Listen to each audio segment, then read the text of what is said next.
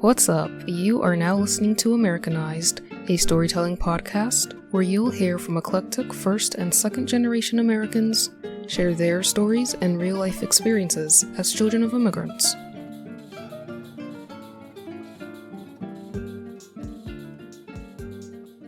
And we are back after a super long hiatus that was filled with special events that I really have to get into in another episode. This is your host, Rosalind, and today you'll hear from Randy Reyes, a second-generation Mexican-American architect based in Chicago, Illinois. He was featured this month on our Instagram page, sharing Mexican slang words and culture. Shout out to Randy for that beautiful collaboration. Thank you so much. It turned out so well, and I'm happy that we went forward with that. In this episode, he shares his early memories and experiences of his second-generation identity, the story of his mother's immigration to the U.S., stories of his time in Mexico, the impact that Trump's administration had on him, and much more. Stay tuned.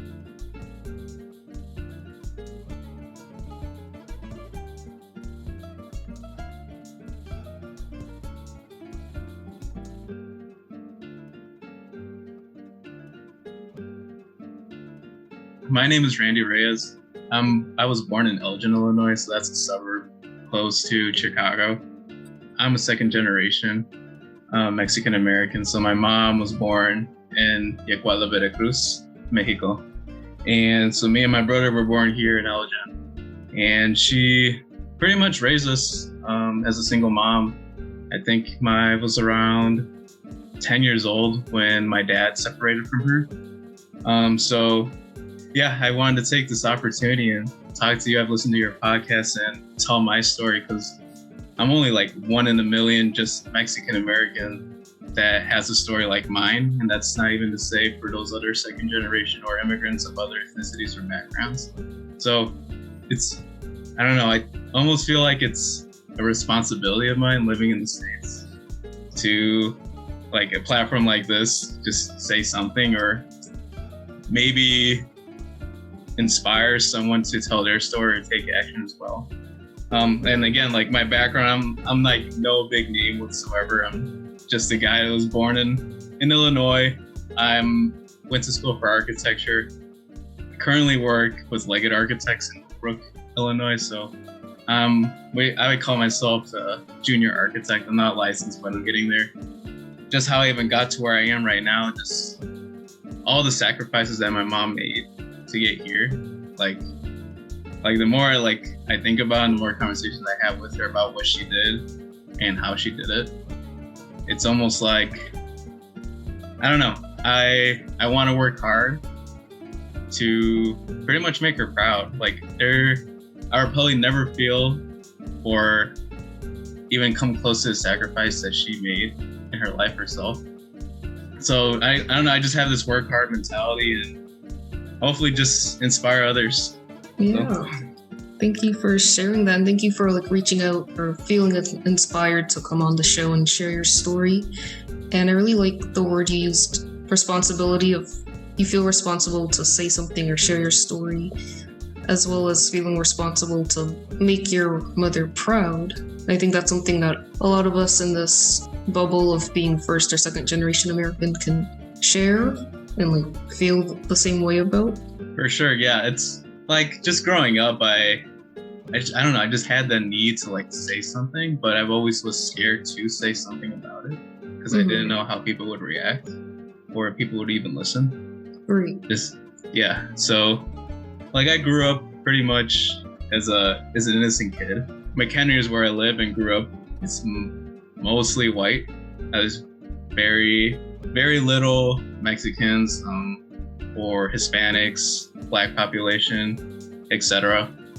So I grew up with a lot of white people, and I don't know. I've never felt uncomfortable until a certain age. I guess maybe middle school, but I've always treated everyone the same.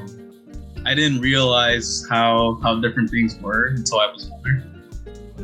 One thing, my mom is an illegal immigrant, so just that world is completely different from everyone else's because as soon as I knew that, or as soon as I knew what that meant, till this day, I'm 25 now. So to this day, I just had the mindset where, is my mom gonna be home later that day? Yeah. So as soon as, I'm trying not to get emotional, but as soon as I know what that meant, I knew my life wasn't gonna be easy. Mm-hmm. And the more I got older, I realized I'm gonna have to work harder for just being someone who's brown, or a son of an illegal immigrant, Right. compared to others. Mm-hmm. So that's kind of where, again, I was probably like late elementary, early middle school once everything kind of clicked to me. I was just going to ask if that was when you found out that your mother was illegal, or what age was that when you found out? Again, I was probably like 8 or 9. I wasn't 10 yet for sure. Mm-hmm. And I don't know, like even with just talking about this, I get flashbacks to when I found out what happened and everything. There'd be times where there'd be ICE raids in our area. Right. And me being a US citizen, nothing would happen to me. So I remember I was staying in an apartment complex with my babysitter at the time. My mom was somewhere else, so it was me and my brother and my babysitter. My babysitter was also an illegal immigrant. So there is a Mexican community in McHenry and in the burbs, and they kind of all know each other because they're all from the same state, Veracruz, Mexico. Mm-hmm. So they all kind of know each other. And as being a Mexican or someone that's different, it's nice to be around people that know what you're going through. So that community is very tight. But I remember that ICE raid, my mom gave my babysitter a call. And she said that to hide me and my brother and herself because ICE was in McHenry. So I remember hiding. We closed all the windows, we locked the doors because we didn't know what was going to happen. I actually only lived like 2 blocks away. My mom got home safe. And I remember taking my little brother. He was around probably 3 years old at the time. And my babysitter said, do you know how to get home? Like, can you walk there? Nothing should happen to you as long as you just get straight there. And I said, yeah, I can do it. So I felt this fear of, I don't know, just some person was just going to come and take everyone that looked like me. I mean, I made it home and I was terrified because I didn't really know what ICE was. I just knew it was some person, like in my imagination, that was trying to capture us and take us away. So that's always like the first memory of like, I knew my world was different, like severely different. It was gonna be like this for a while, or probably never ending. That's a lot. That's a lot to take in at a young age, and even to like hold that with you as you get older. Growing up, I was terrified for people to know she was illegal. Because I don't know what if people would tell authorities or whatsoever. I didn't know how it worked. I was just terrified. Mm-hmm. Now that I'm older, it's almost a pride thing that like I did go through college. I'm actually the first in our family to go to college in the States and actually graduate. Oh wow, look at you. Yeah. So I feel like I achieved so much. Yeah. And for me not to say, hey, my mom is an illegal immigrant, and even though it was hard as a kid growing up in that lifestyle, I made it. Mm-hmm. And again, if someone can see what I've done and give them some sort of inspiration to achieve whatever they want to achieve, regardless of their hardships, that's, I guess, in the best way I can explain, that's why I'm more comfortable saying that she is. Mm-hmm. That no one's afraid to achieve a goal of theirs. Yeah, I love that. And I feel like just hearing you say that, I was able to relate a lot, and now I feel comfortable saying that. Like growing up, my mom was also an illegal immigrant too, and I was like, no one can know this. Like no one, like I've just felt like that's a secret, like a family secret. You can't tell anybody because who knows what will happen with anyone hearing that information. Right. Yeah. I mean, it's still terrifying. But Yeah. again, it's like representing her. And in Mexico, what's cool about the culture is the child represents the parents, and that's probably true for many cultures, but especially in Mexico, it's the way I act is how pretty much I'm representing my mom. So me coming and like, I have a job. I'm very happy that I do have a job, and then my achievements are representing her. So I don't want to hide what she is anymore, because that's almost, I don't know. I used to be, again, scared, but I don't want to be scared anymore. Yeah, well, I love that a lot. So what's the story behind your mother coming over to the US? It's funny because she's told me probably countless of times, and it's funny because I know how she did it now, like clearly. But back then, when she first told me, I had this huge imagination that she was like walking barefoot across the border, like swam thousands of miles. Yeah. So, but as I got older and like the story started like actually entering my brain, and I wasn't in like La La Land or whatsoever. She didn't want to come to begin with. She has 5 brothers, and she's the only sister. Oh. Yeah. And Yecuatla, Veracruz Yecuatla is the little pueblo, the town in the state of Veracruz. So it's like the mountainy area. It's like a little village, I guess. It's super small. So it's a poor area.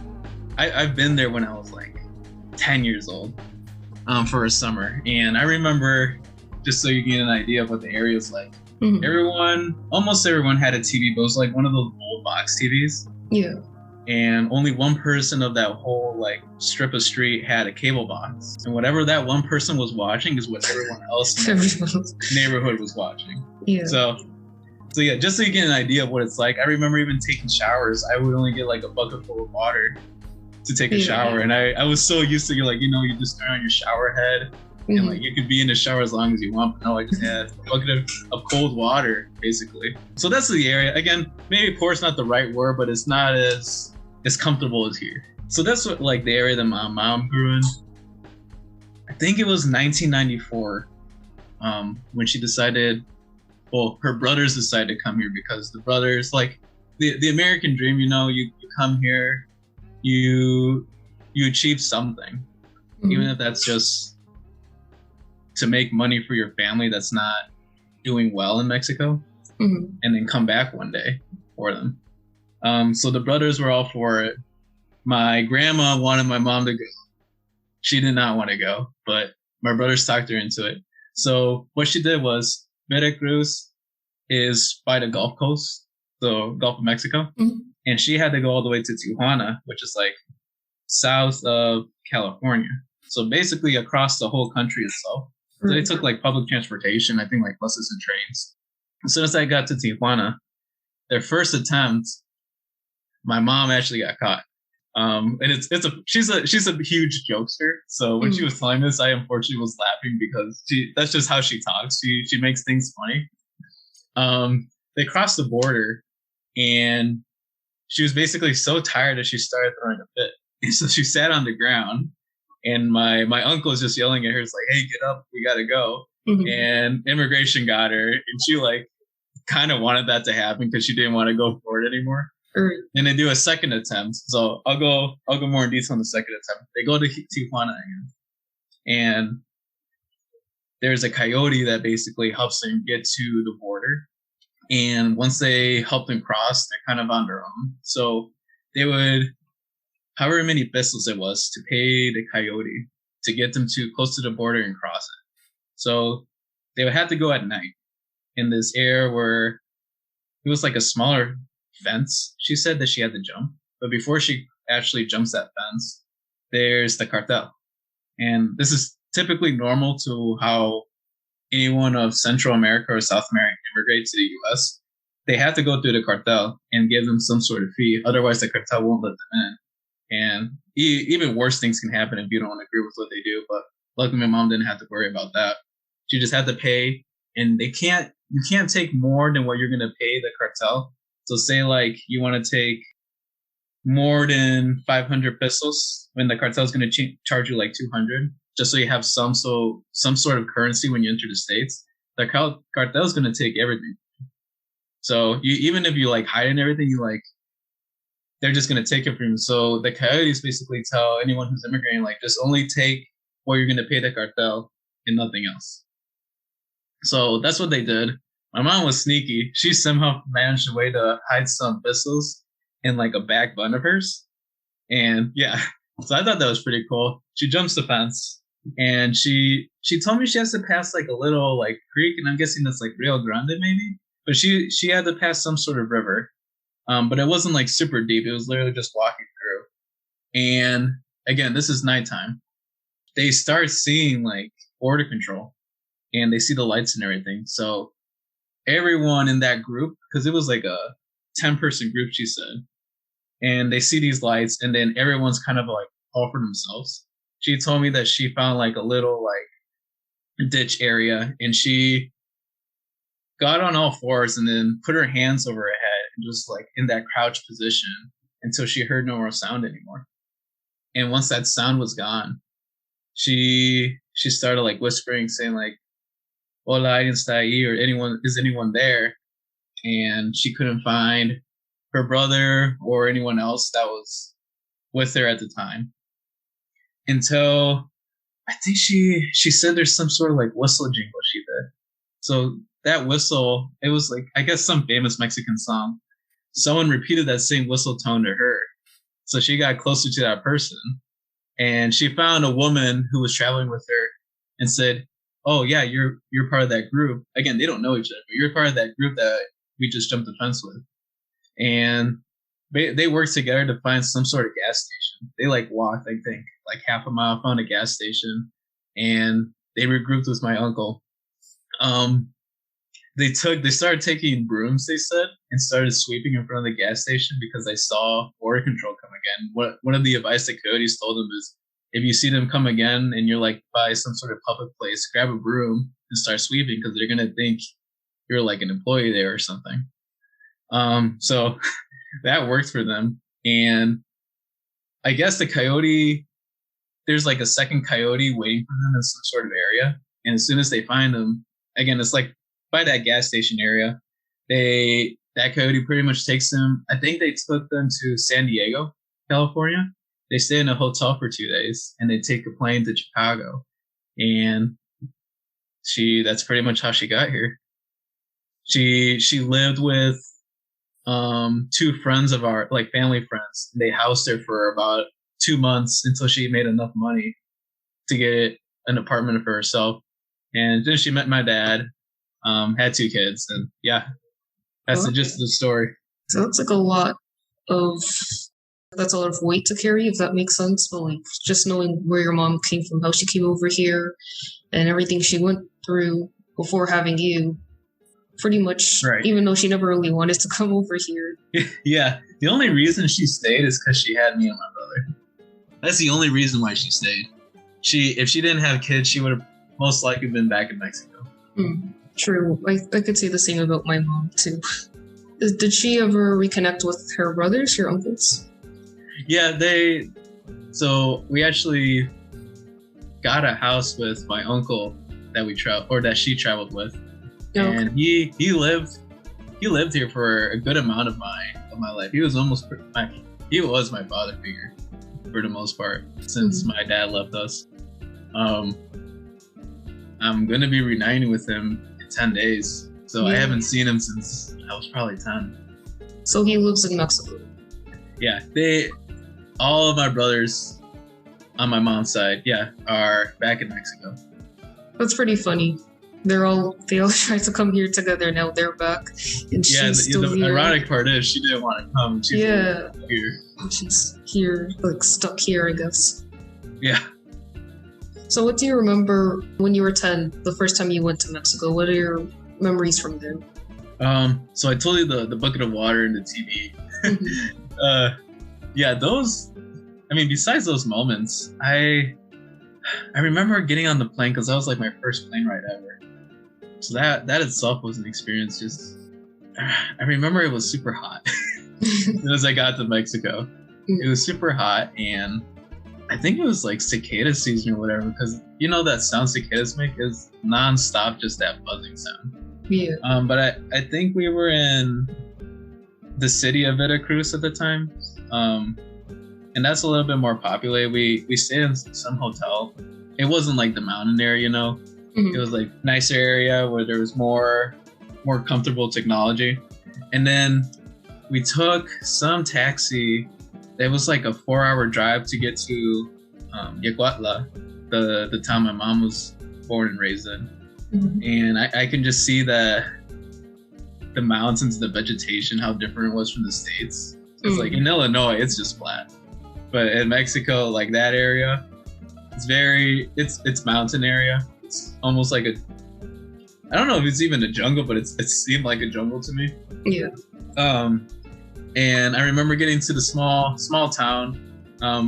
Again, it was like, it definitely was, I could tell it was somewhere different. Like the buildings were more colorful. They were made of like adobe or even stone or concrete. The roads were not in good condition whatsoever. You could feel every single bump and you could see every pothole. If you even got asphalt, you were lucky, but it was mostly like gravel or just mud itself. And so we get to La Victoria, the little strip neighborhood I said where my mom lived.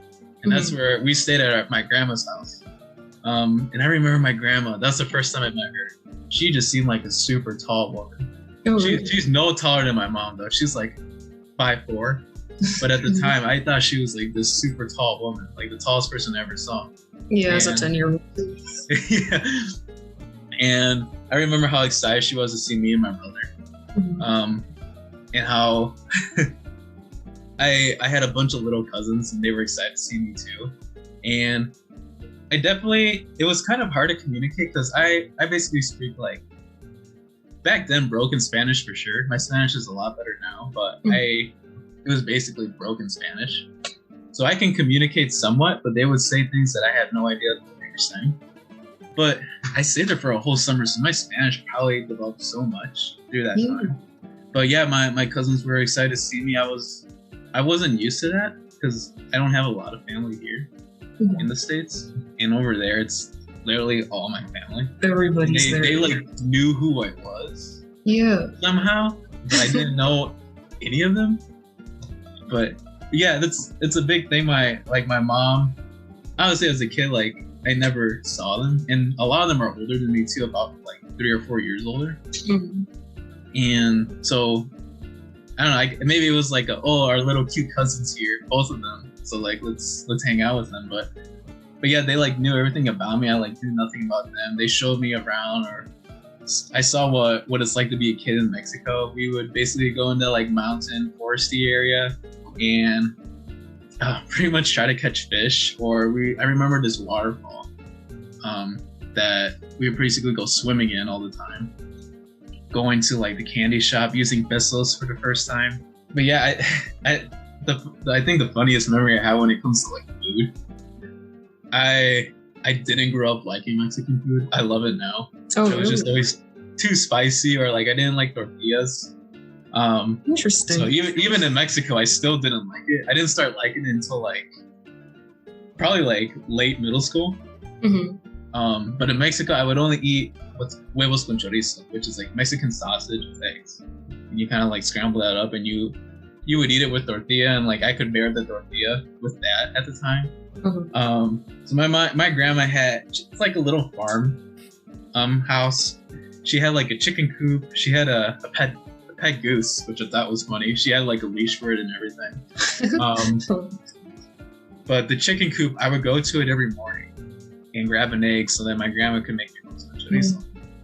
And I just got like the muscle memory just got so familiar that I didn't even have to like look inside the chicken coop to grab the egg. I like just like barely open it, and like I knew where to grab it. Like my hand just knew where to go.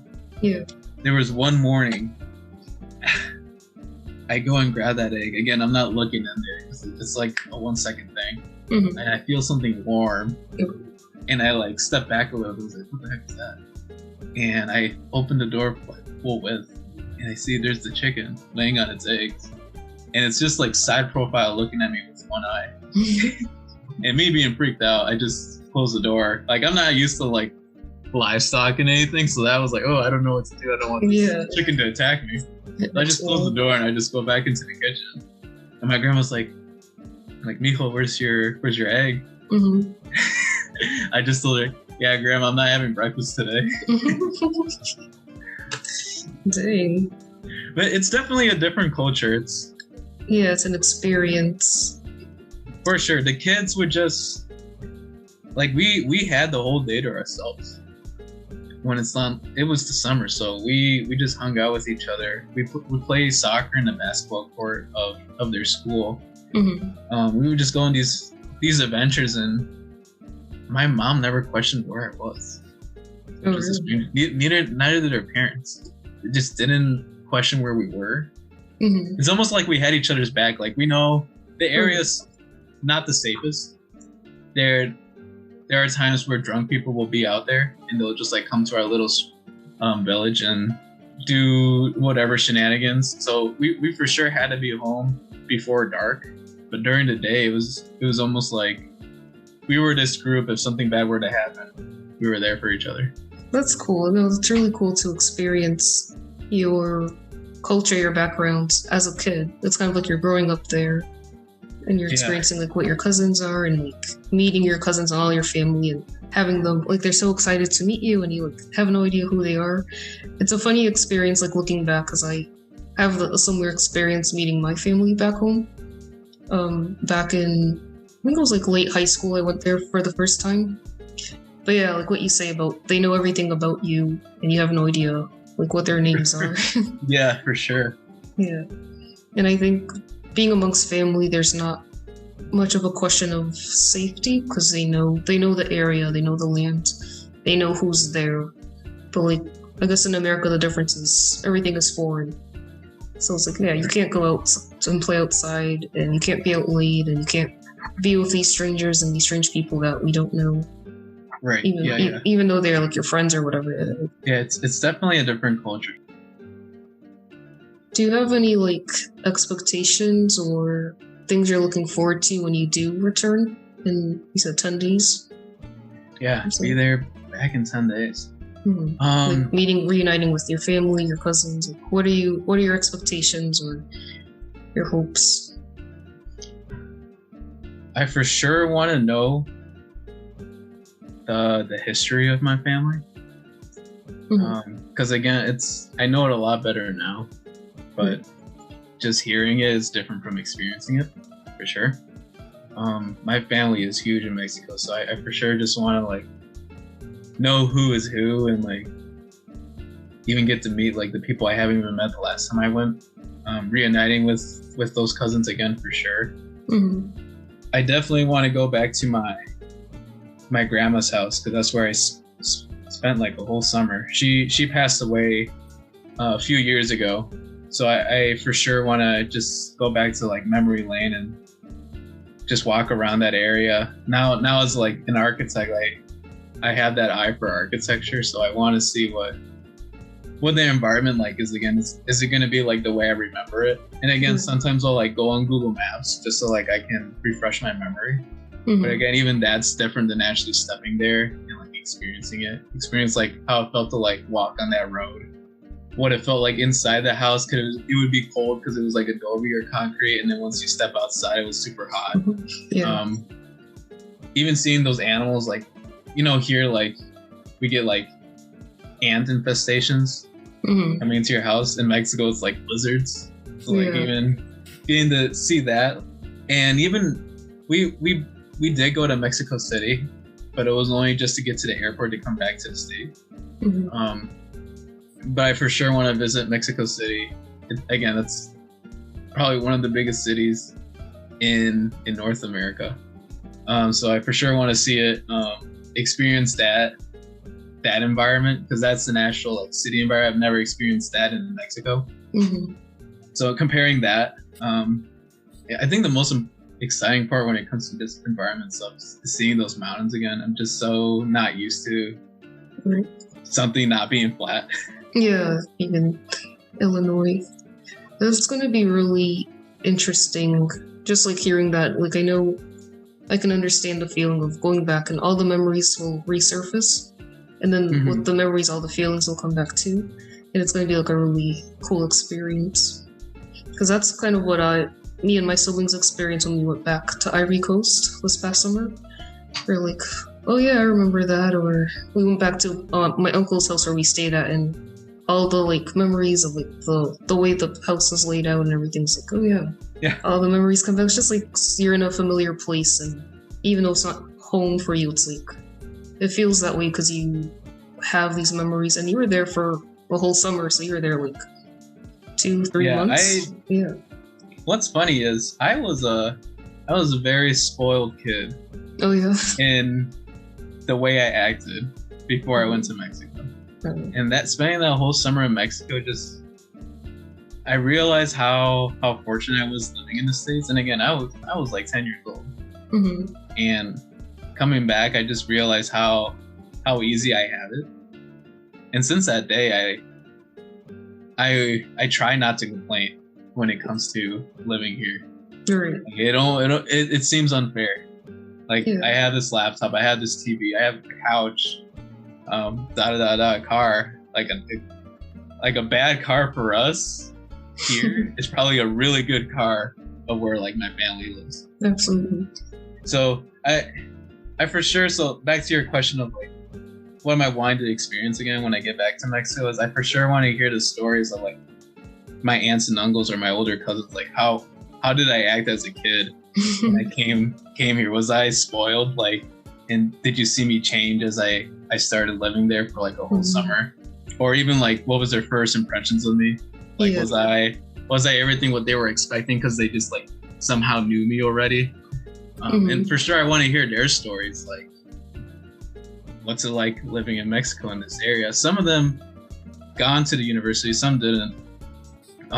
So hearing those stories, like what they've gone through, how did they see the U.S. too? I have a bunch of questions I want to ask them. That's awesome. Those are good questions. Yeah, I wonder if they just have an idea of Americans and kind of like projected that onto you, because I feel like that's what our families tend to do. They for sure think we're rich. Just like even me myself, they probably think I'm like living in a mansion or whatever, which to them maybe I am, just like from where they're coming from.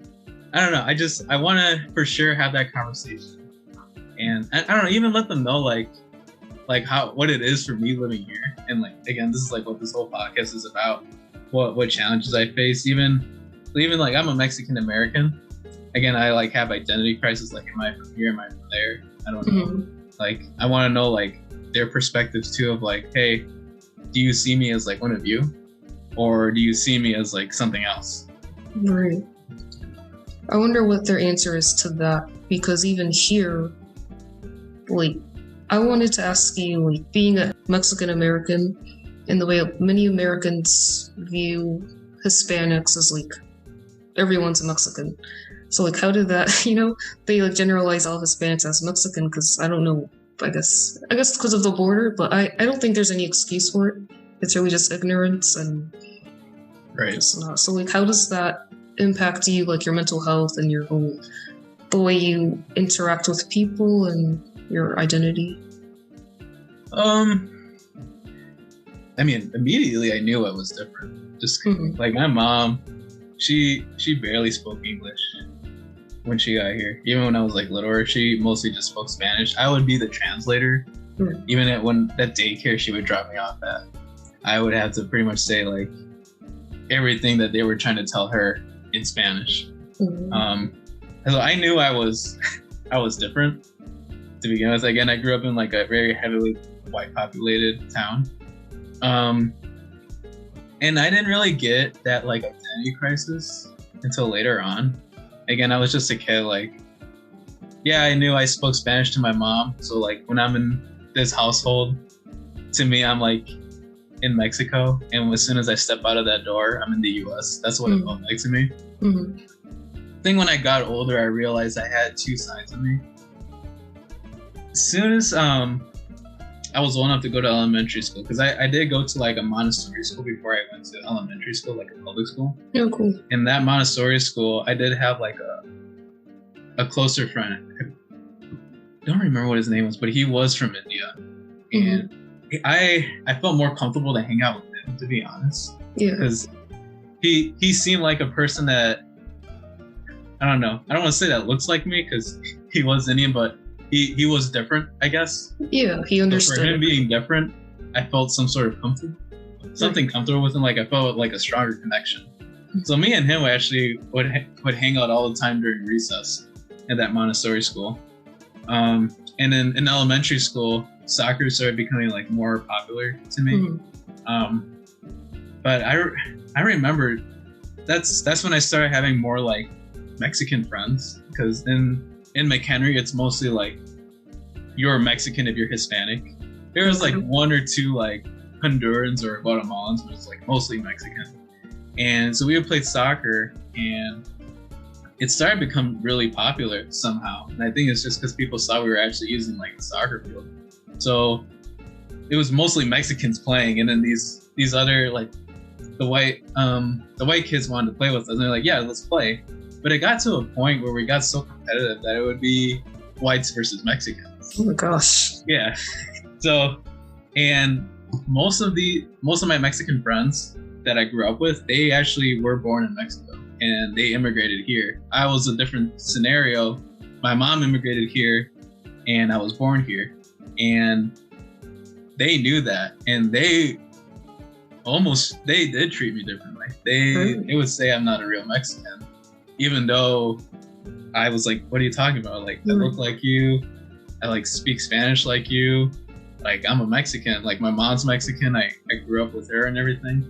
And so when it came to like that Mexican versus white teams, I was like, okay, like these Mexicans saying I'm not Mexican. Yeah. What team are you on? Yeah. Yeah, for sure. Like, do I play with this team or do I play with that team? Oh, wow.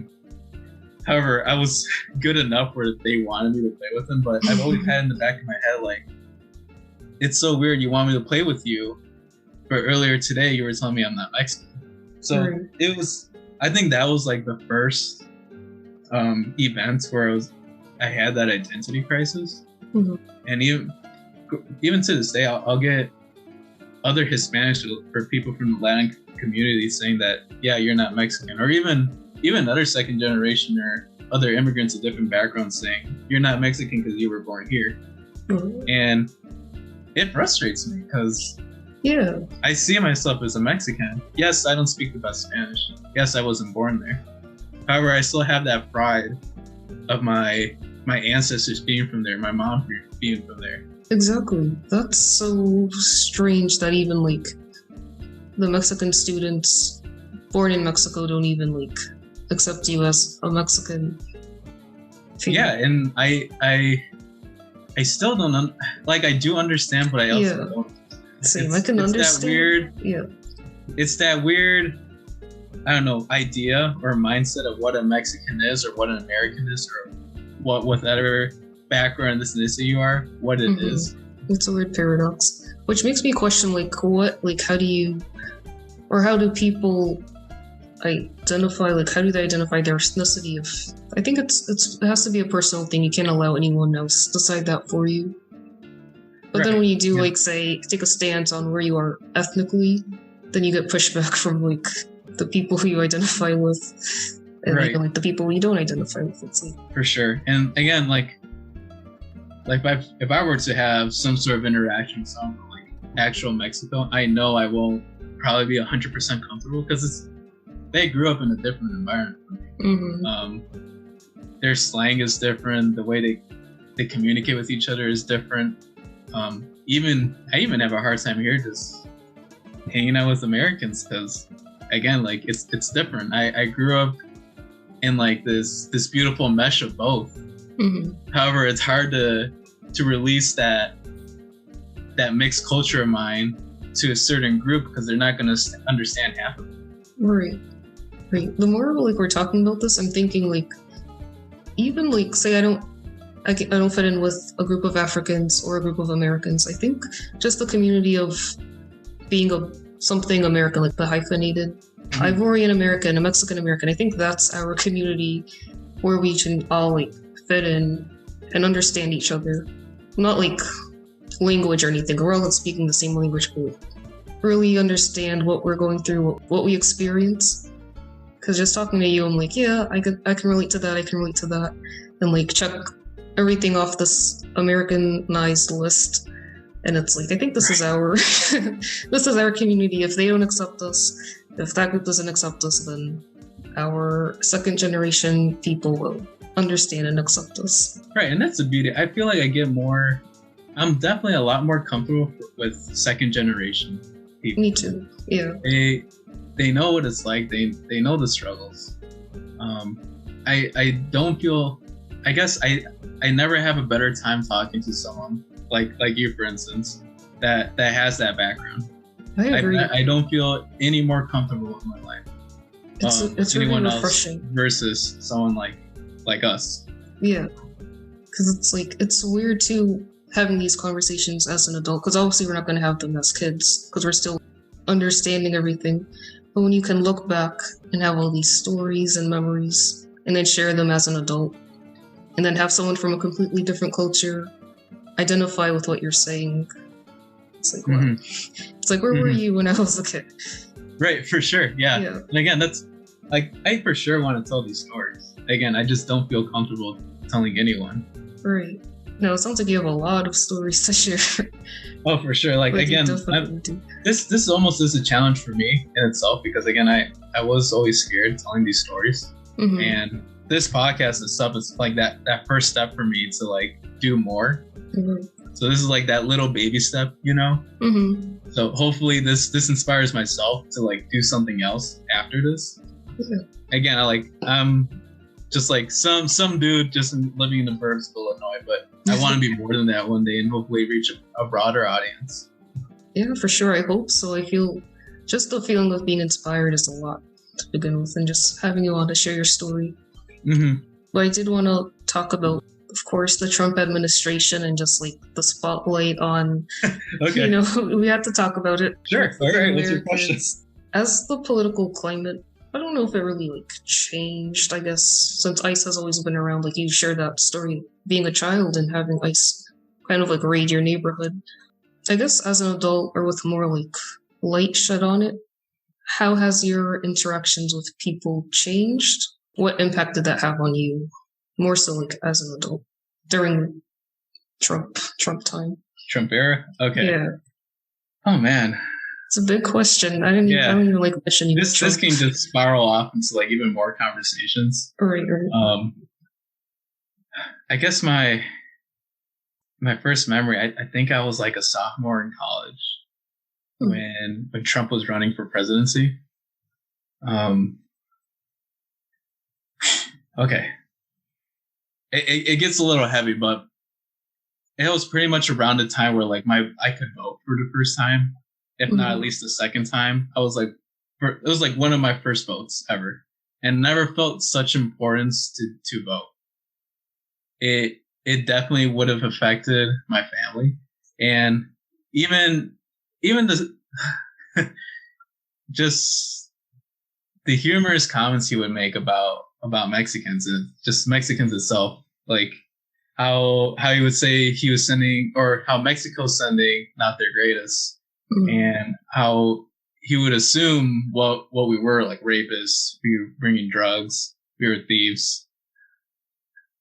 It's inaccurate because him saying that is calling my mom a rapist, a thug, or a thief. And my mom's like one of the hardest working people I've ever met. And it's a fear he pretty much gave the Mexican community, like myself. And I'm not speaking for all Mexicans because I do know, or even Hispanics itself, there are some Mexicans and Hispanics that like Trump. Again, it's kind of how you see the political world, and I guess even just to like spiral off a little bit, and like we can go to even Latinx or colorism. Like this can spiral to other things, but people will assume that Mexicans only think one way. So when it comes to like, when you ask a Mexican or another another person of the Latin community, what do you think of Latinx? There's not going to be one answer, because every Latino has their political view. Same with Mexicans. We have our own political view. A majority of the Mexicans in the US, though, were fearful of Trump because a lot of them are immigrants, illegal immigrants. So there was that fear that, again, one day, am I not going to see my mom? Is she going to be taken away? And unfortunately, a lot of my family has already been deported throughout my life in the US. I actually have one uncle right now in ICE detention center, and that's my 5th family member that's may possibly be deported. So I know what it's like to have someone gone. For someone like my mom to be gone would be so devastating. And I've had these conversations with other people, and I sometimes can't believe what they say afterwards. And the comment almost 100% of the time is, oh, at least you'll still be here. And yeah, I don't want to say it's bad for them to think that way, because maybe they just don't understand. But yeah, maybe I stay here, but the only way where I can make them like think or how I feel when I say this is just imagine just one day your parents just weren't there, and it's to no fault of your own. Right. And you don't even know where in Mexico they are once they get deported. It's challenging, because I've always had that mindset of, if my mom gets deported, I'm 4.5 years older than her. I would have to take care of my brother or figure out a way to get to Mexico or something. Mm-hmm. And that's a huge responsibility for like an 11-year-old.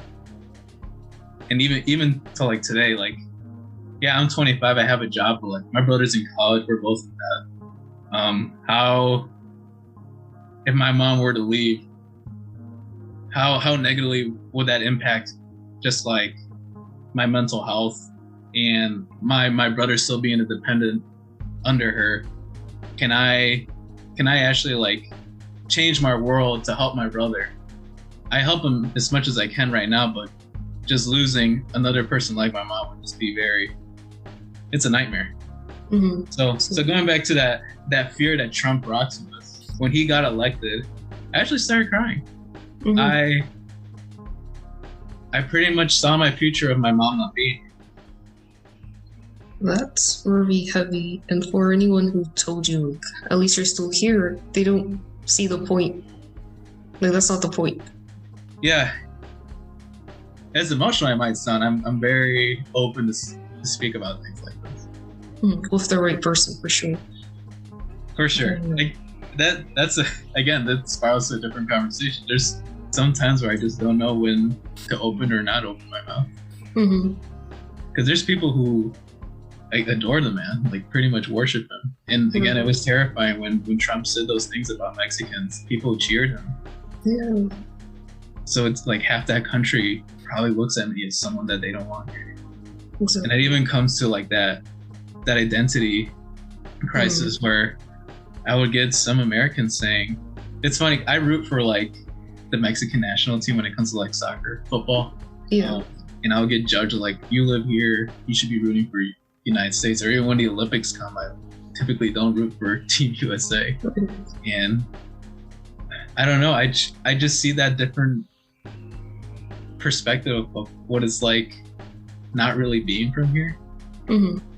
So I typically root for the non-US team. And Mexico, like, that's my background. I was going to root for Mexico all the time. Of course, yeah. I'll get those people saying, no, you're American. You need to root for Team USA. And it's hard to root for a country when almost 50% of the population doesn't want to be here. Exactly. I feel like people who have pride in America, it's to an extreme. And it's forced on people. We're in this country not by choice either. Like, our parents just had us here. We could be in our like motherlands or in our home countries, but we didn't choose to be here. So we don't have to have pride in American culture. Americanism, if that's a word. Like, that's not our country. Right. Right. So I don't know why people get so upset with immigrants, and then it's like, well, if you're not, supporting the country, go back to your country. It's like, well, I have a home there, but it's not really, it's like iffy. I'm more comfortable here, but I don't want to be. It's weird. Yeah. That was comfortable. And even home is like, yeah, those two. It feels like you have two homes. Yeah. It's just, you're not 100% comfortable. Anywhere. For sure. Yeah, and it's definitely a challenge. Like, I don't know how much time we even have to like keep having a conversation. So these conversations are never ending, and it's like always weird to cut them short because there's so much to like discuss and right. Like think about. I like had no idea what I was gonna say today, so it's like everything's just like popping in my head right now. I was like, oh, I can talk about this, or I can talk about that. Mm-hmm. Well, we'll definitely have you back on after you come back from Mexico. Yeah. I'll definitely let you know what it's like. And the last time I was in Mexico was like over 10 years ago. So it's going to be definitely an interesting take of how my perspective changes.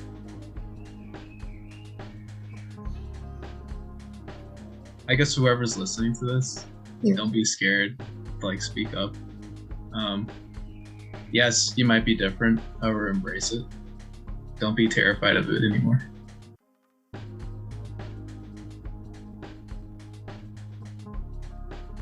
Thank you so much for listening. Stay tuned to hear more of Randy's stories in the next episode. All original music produced by Stubborn Saul. Find him on all music listening platforms at STBRNSAL. Peace out.